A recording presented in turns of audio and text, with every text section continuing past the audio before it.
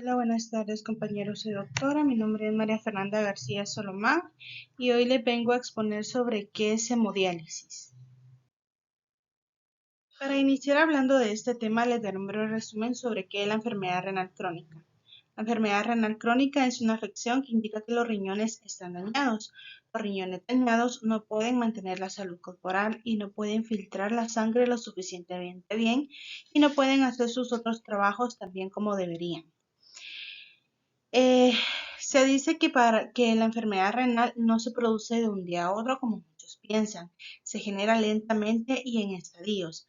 La mayoría de personas en los primeros estadios de la enfermedad no presentan ningún síntoma y es posible que ni siquiera sepan que algo anda mal en su organismo, pero que si se llega a detectar a tiempo y es tratada, la enfermedad puede retrasarse o incluso detenerse. ¿Qué es la hemodiálisis?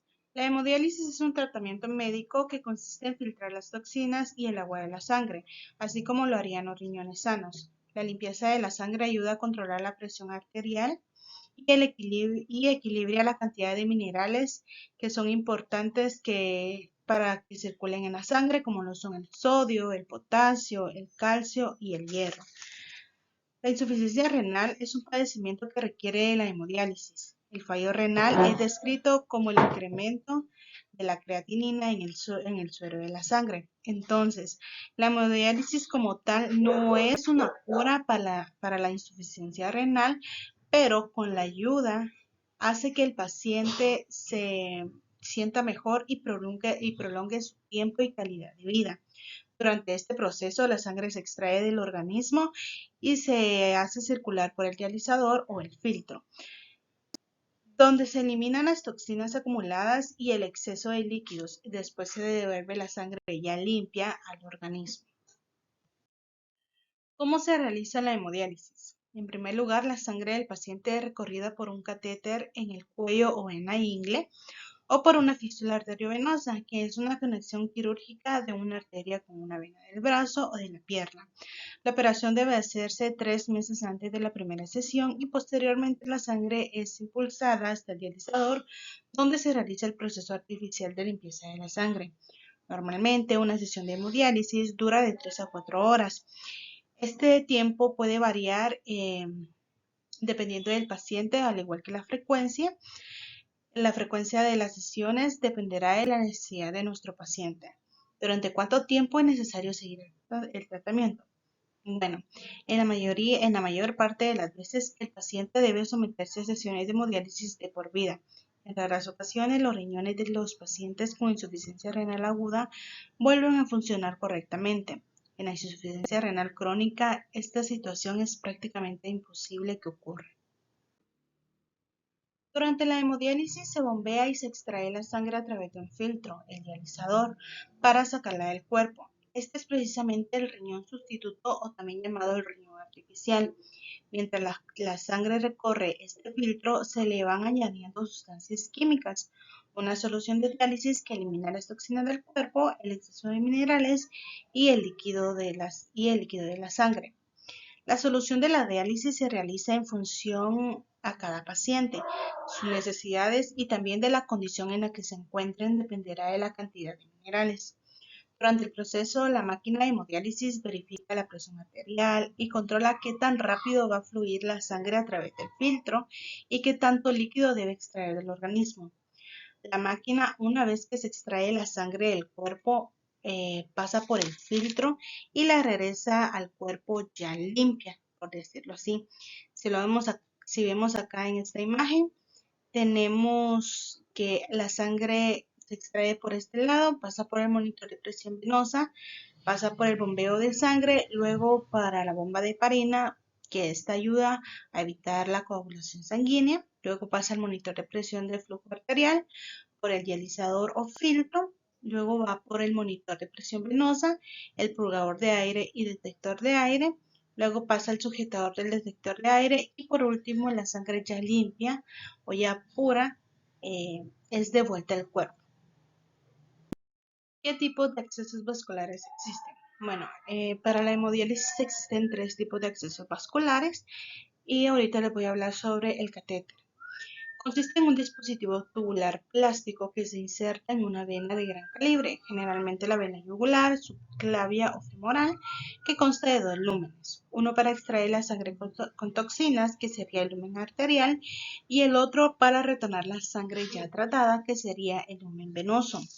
Este tipo de acceso se utiliza cuando se inicia la hemodiálisis, pero, pero se recomienda al paciente que en el transcurso de determinado tiempo, prácticamente de 2 a 3 meses, se cambia de acceso vascular, ya sea para una fístula o para un injerto, y que el catéter, ya que el catéter tiene un mayor riesgo de infección y una vida media menor.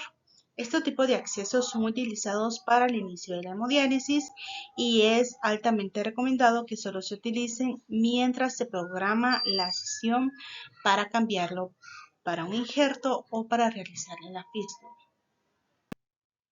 En el catéter se utilizan dos tipos, uno que sería el temporal tunelizado y el otro el no tunelizado.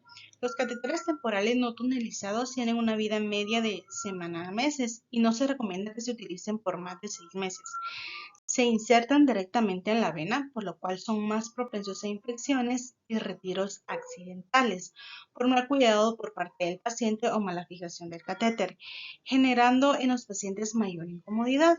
Y los catéteres temporales tunelizados, también llamados catéteres permanentes, se insertan primero debajo de la piel y luego se introducen en la vena. Por esto, conocidos como tunelizados, ya que se hace referencia al trayecto del catéter que queda debajo de la piel, simulando un túnel, siendo una barrera que ayuda a evitar infecciones, aunque su vida media es mayor a los no tunelizados, se recomienda por un tiempo aproximado de 6 a 12 meses. Este es el tiempo que el tipo de catéter que conocemos como Permacar.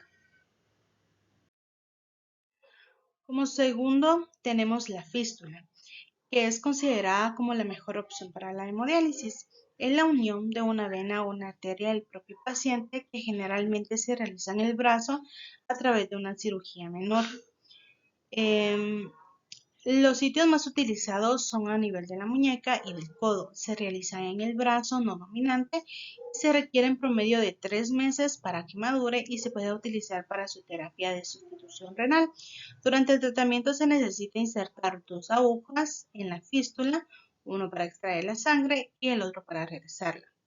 La tasa de infección para la fístula es menor y ya que se maneja mayor flujo de sangre, lo que nos lleva a una hemodiálisis más eficaz y su duración es de años. Y como tercer punto tenemos el injerto, que es bastante parecido a la fístula. La diferencia radica en que se utiliza una prótesis o una vena artificial para conectar la arteria o la vena del paciente. Estas prótesis se fabrican de un material sintético, usualmente PTFE, y la localización más frecuente es en el antebrazo. Un injerto no necesita maduración como lo debería ser una fístula, pudiendo utilizarse en el plazo de 2 a 3 semanas. Será en la prótesis donde se realiza la función de las agujas para la realización de la sesión de hemodiálisis.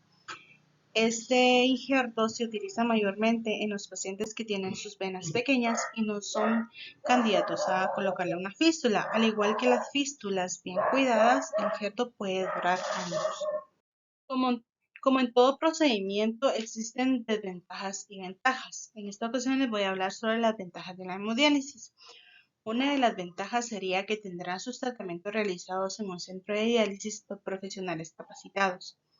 Pueden pasar su tiempo en diálisis durmiendo, leyendo, escribiendo, viendo la televisión, escuchando música o haciendo otras actividades tranquilas. También las instalaciones son amplias y disponibles. Hay profesionales capacitados que están junto a usted todo el tiempo y puede llegar a conocer a otros pacientes y no necesita un ayudante para guardar el equipo en su casa. Desventajas de la hemodiálisis. Una de las desventajas es que los tratamientos son programados por el centro y son relativamente fijos. Usted debe viajar al centro para recibir tratamiento, la hemodiálisis 3 veces por semana y es necesario avisar con antelación para viajar. Este tratamiento requiere la dieta más estricta y la mayor restricción de líquidos de todas. deberá tomar y pagar más medicamentos. Es posible que sufra cambios en el estado de ánimo con más frecuencia y podría tomar algunas horas para sentirse mejor después del tratamiento. Las restricciones en la dieta incluyen limitar los alimentos que contengan fósforo, potasio, sodio y beber una cantidad de agua limitada. Algunas personas dicen de sentir una sensación de agotamiento después de su sesión de hemodiálisis.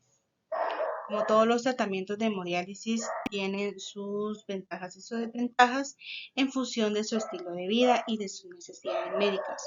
Usted y su médico podrán discutir cuál es la mejor opción para realizarse su terapia de sustitución renal.